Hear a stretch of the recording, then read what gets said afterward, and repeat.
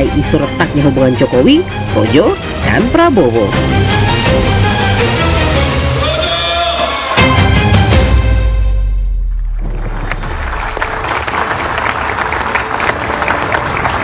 Halo, selamat malam saudara. Bola liar kembali menggelinding di hadapan Anda. Manuver relawan Projo ingin bergabung Partai Gerindra sekaligus rencana mengganti logo Jokowi memantik spekulasi publik. Ada spekulasi Jokowi mulai ditinggalkan relawan. Ada spekulasi lain, sesungguhnya Jokowi tengah melakukan manuver politik. Di tengah isu Projo merapat ke Gerindra, mega proyek era Presiden Jokowi Wush dan IKN memang tengah jadi sorotan. Dalam sukan itu pula, tiba-tiba Presiden Prabowo Subianto membuat pernyataan menarik, membantah isu ia dikendalikan Jokowi. Ada apa di balik wacana merapatnya relawan Jokowi, Projo ke Partai Gerindra pimpinan Prabowo Subianto? Apa kepentingan relawan dan Jokowi? Saudara, inilah Bola Liar bersama saya, Mas Sister Tarigan. Kita bahas topik kita malam ini dengan sejumlah narasumber yang telah hadir di studio. Saya menyapa Freddy Alex Damanik, Waketum Projo 2019-2024. Malam, Pak. Malam. Saya juga menyapa Ade Armando, politisi PSI. Selamat malam, Bang Ade. Malam. Malam. Ada Pak Ridwan Hisyam, politisi Partai Golkar. Selamat malam, Pak Ridwan. Dan di sisi kiri saya menyapa Bang Hendar Sam Marantoko, politisi Partai Gerindra. Selamat malam, Bang. Malam. Ada Ray Rangkuti, Direktur Eksekutif Lingkar Madani. Selamat malam, Bang Ray. Malam. Dan Bang Ferdinand Hutaien, politisi PDI Perjuangan. Selamat malam, Bang. Selamat malam. Di floor saya menyapa ada Pak Henry Satrio, analis komunikasi politik. Selamat malam. Selamat malam. Dan nanti akan bergabung juga bersama kita ada R. Siti Juhro, peneliti utama politik BRAIN. Saya langsung ke Bang Ray dulu, Bang BRAIN. Bang Ray, apakah ada kaitan konteks politik antara yang jadi sorotan luas saat ini, proyek andalan Jokowi, Wush IKN, lalu kemudian muncul lagi bahwa Projo mau gabung Gerindra? Ini kemana arahnya? Arah dari semua ini? Iya. Arah dari semua ini adalah setiap orang memperhitungkan posisi politiknya masing-masing. Tapi kenapa Presiden Prabowo tiba-tiba bilang bahwa dia membantah dikendalikan oleh seorang Jokowi? Itu justru mempertegas apa yang kita bicarakan selama ini kan. Orang kan selalu mengatakan bahwa Pak Prabowo ini dibayang-bayangi oleh Pak Jokowi gitu. Pak Prabowo mengatakan enggak, saya sendiri gitu. Dalam bahasa yang lain, saya nggak tergantung kepada Pak Jokowi. Jadi kalau Pak Prabowo nggak tergantung kepada Pak Jokowi, artinya beliau masih butuh Pak Jokowi apa enggak sih? Kan itu pertanyaannya kan. Nah, tapi kan di tengah-tengah itu beliau mengatakan saya hopeng kok dengan Pak Jokowi gitu. Nah, hopeng itu kan banyak ragam-ragamnya. Saya kan Ferdinand juga hopeng, kan Bung Darsam juga hopeng, tapi kan semua kita beda. Jadi pertemanan bisa macamnya, tapi belum tentu itu pertemanan politik. Nah, saya melihatnya pertemanan politik Pak Jokowi dengan Pak Prabowo itu dalam kondisi yang retak, meskipun belum terbelah. Jadi pertemanan mereka itu sebetulnya ya pertemanan biasa. Saya dengan siapapun di sini, dengan Ade Armando yang sering kali saya sekarang berbeda dengan beliau berteman dari dulu gitu. Tapi kami retak, beliau di sana, saya di sini gitu. Malah terpisah malah ya kan dan sebagainya gitu. Jadi justru pidatonya Pak Prabowo itu mempertegas apa yang selama ini saya katakan, ada hubungan yang retak antara Pak Jokowi dengan Pak Prabowo. Itulah mengapa menurut saya Projo kemudian mengambil inisiatif. Gua pindah deh gitu ya, pindah dari Pak Jokowi ke Pak Prabowo. Ada yang menyebut itu strategi. Emang Hendarsam mau menerima orang yang pakai strategi-strategian begitu? Ya jelas dia nggak mau gitu ya. Kalau lo pakai strategi, lo di sana aja kan kira-kira gitu. Nah, harus kita ingat bahwa Projo misalnya masuk ke Pak Jokowi, ke Pak Prabowo itu karena mereka membawa Pak Jokowi kan. Nama mereka saat itu Projo dengan asumsi yang sangat kuat adalah sebagai pro Jokowi. Ya itu kan kira-kira. Nah sekarang mereka pindah dengan mengatakan mengubah logo dan sebagainya kan. Artinya apa gitu? Setengah dari Projo yang kita kenal selama ini sudah kalau mereka betul gabung ke Gerindra itu udah beda tuh. Nah Bang, itu yang saya lihat. Artinya apa gitu? Jangankan kita yang di luar, yang di dalam pun kelihatan mulai ragu-ragu nih. Ini Pak Jokowi masih perlu ditemani atau apa enggak nih kan kira-kira. Kita tanya orang dalamnya. Bang Freddy, katanya hubungan Prabowo dengan Jokowi sudah retak tapi belum terbelah. Benar demikian? Ya, itu bisa-bisa Bang Rey aja itu. Kemarin kami tanggal 24 kemarin ngobrol banyak dengan Pak Jokowi. Tidak ada sama sekali pembicaraan, tidak ada isu ya tentang keretakan itu. Justru Pak Jokowi menyampaikan dan terus menyampaikan agar Projo ya itu mendukung Presiden Prabowo, pemerintahan Prabowo Gibran. Bahkan jauh sebelum itu, ya jauh sebelum itu ketika kami diskusi, ketika kami dalam konteks kongres misalnya, sebetulnya kan kongres ini harusnya 2024 akhir kemarin. Nah di situ kami sudah menyampaikan ke Pak Jokowi, tapi justru Pak Jokowi yang selalu menyampaikan, saya saat ini bukan presiden lagi. Ya, kalian harus bertanya kepada Presiden Prabowo, minta arahan kepada dia. Ya, nanti setelah dia kasih arahan, ya baru saya ngikut. Itu konsisten terus disampaikan Pak Jokowi kepada kami. Jadi tidak ada itu keretakan antara Presiden Prabowo dengan Pak Jokowi. Jadi tapi narasi ini memang akan terus dibangun, sepertinya memang Bang Rey ini memang berharap nih. Berharap kedua tokoh ini pisah kan begitu. Saya juga nggak tahu nih apa ini kepentingan Bang Rey kalau kedua tokoh ini. Tetapi per kemarin juga banyak yang kecewa ketika Pak Presiden Prabowo di publik secara terang-terangan mendukung berbicara tentang WUS, kemudian berbicara ketika peresmian petrokimia itu. Jadi kelompok misalnya Bang Said Didu dan kawan-kawan mereka yang sangat kecewa, dan Bang Rey ini mungkin berada di sana gitu. Saya boleh tanya sedikit ke beliau. Kalau tadi Bung Freddy mengatakan bahwa minta arahan dari Pak Jokowi. Tapi oleh Pak Jokowi minta arahan dari Pak Prabowo. Pertanyaannya, kalau yang diperintah cuma minta arahan, kenapa mengubah logo? Bang Freddy? Kenapa mau masuk Gerindra? Ya, jadi Abang bertanya ke sana apa? Ini sana di atas. Apa tukeran aja? Tukeran ya. Wajah saya karena beliau juga Nah, tapi nggak apa-apa. Saya bertanya, arahan Pak Jokowi itu jelas. Jadi gini Bang. Tolong minta arahan dari Pak Prabowo. Gini Pertanyaan saya, kalau arahannya cuma begitu, mengapa Anda mengubah logonya? Gini Bang. Mengapa Anda mau masuk ke Gerindra? Ya. Apakah itu memang arahan dari Pak Prabowo supaya kalian pindah mengubah logo dari Projo yang dikenal ikonnya adalah Pak Jokowi, mungkin nanti ikonnya Pak Prabowo, kan kita nggak tahu. Nah, jadi apakah itu bagian masukan dari Pak Prabowo misalnya? Jadi gini Bang. Dari Jokowi. Jadi kan dari Jokowi ke Prabowo. Realitas politik hari ini jadi kan sentris kekuasaan politik itu kan bukan di Pak Jokowi lagi Bang. Betul. Di Presiden Prabowo. Itu yang saya sampaikan tadi, makanya Pak Jokowi mengatakan Projo silahkan datang ke Pak Prabowo. Prabowo. Jadi dalam konteks itu ya Projo ini kan sudah 12 tahun.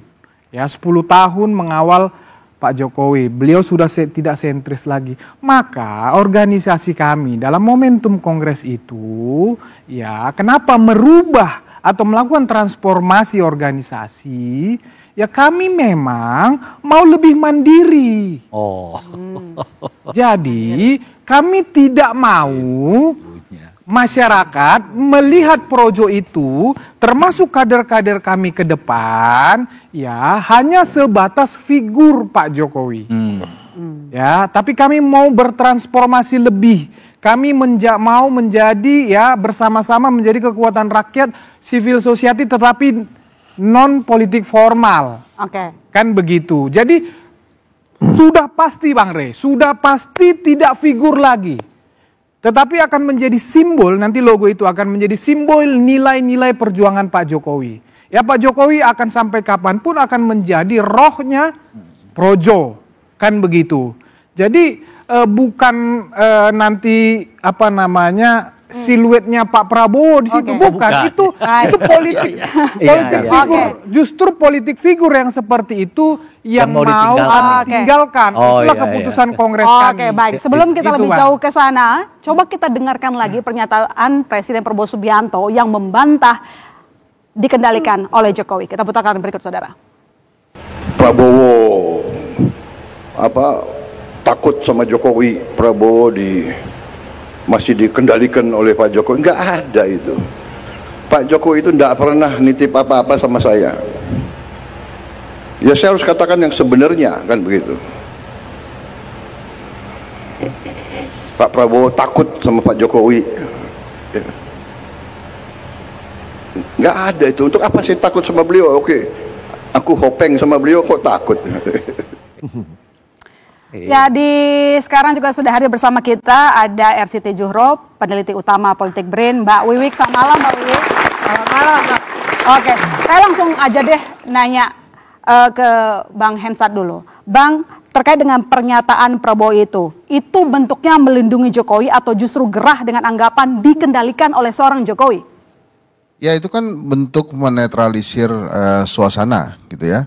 Pasti kan beliau ini mendengarkan kanan kiri tentang dirinya dengan Pak Jokowi yang dituduh macam-macam. Dengan diucapkan hal itu oleh Pak Prabowo kan beberapa atau segelintir masyarakat pasti juga akan mempercayai bahwa emang nggak ada apa-apa gitu. Saya juga mempercayai itu gitu. Masa kita nggak percaya sama presiden ya? Jadi percaya dalam artian ingin meredam situasi. Gini loh, Pak Prabowo itu kan meredam situasi dari apa? Nah ini nih saya bilang, strateginya Pak Prabowo itu untuk politik dua setahu saya. Yang pertama dia rangkul semua.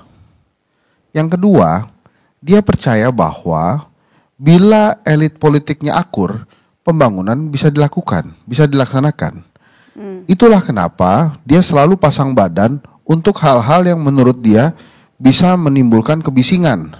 Satu misalnya, komunikasi. Saya mengakui komunikasi tim saya, kabinet saya tidak baik, tapi itu salah saya. Diambil, dipasang badan. Wus kemarin kan, orang berisik. Apa itu wusus? Saya tanggung jawab. Beres lagi. Ini juga, Pak Jokowi, saya nggak takut sama Pak Jokowi, saya hopeng sama Jokowi. Udah, dia pengennya meredam situasi supaya pembangunan bisa dilaksanakan. Kan keinginan rakyat Indonesia banyak. Ada cita-cita, terus cita-cita Pak Prabowo juga banyak. Beberapa hal kan belum mencapai target. Koperasi Merah Putih belum, MBG masih ada beberapa hal yang harus diteruskan gitu. Jadi hal yang disampaikan oleh Pak Prabowo itu memang untuk menenangkan situasi. Nah, apakah kemudian itu berimbas ke projo? Saya rasa sih enggak. Gitu ya. Jadi yang disampaikan Pak Prabowo itu murni adalah untuk ingin mengatakan bahwa udahlah, saya sama Pak Jokowi itu hopeng, saya nggak takut. Tapi kan memang rakyat Indonesia itu membutuhkan bukti ya.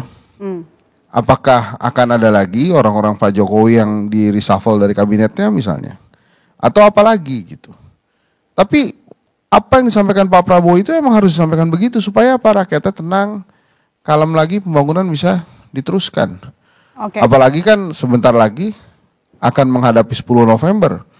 Pengumuman pahlawan nasional, ada 2 presiden di situ, Gus Dur dan Soeharto. Kita belum tahu apakah akan diumumkan sebagai pahlawan nasional atau tidak.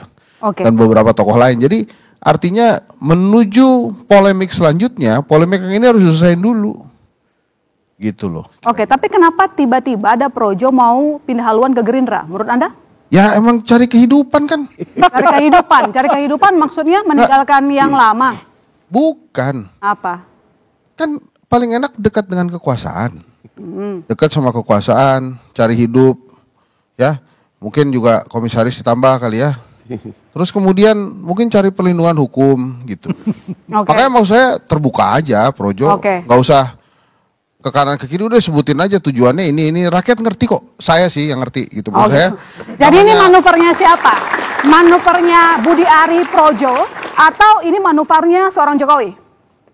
Menurut saya Budi Ari adalah Jokowi gitu, Jokowi adalah Budi Ari. Jadi maksud saya, keinginan ini ya udah emang keinginan. Saya rasa dalam pertemuan sebelum Kongres itu, yang akhirnya kemudian dibuat drama ya seolah-olah.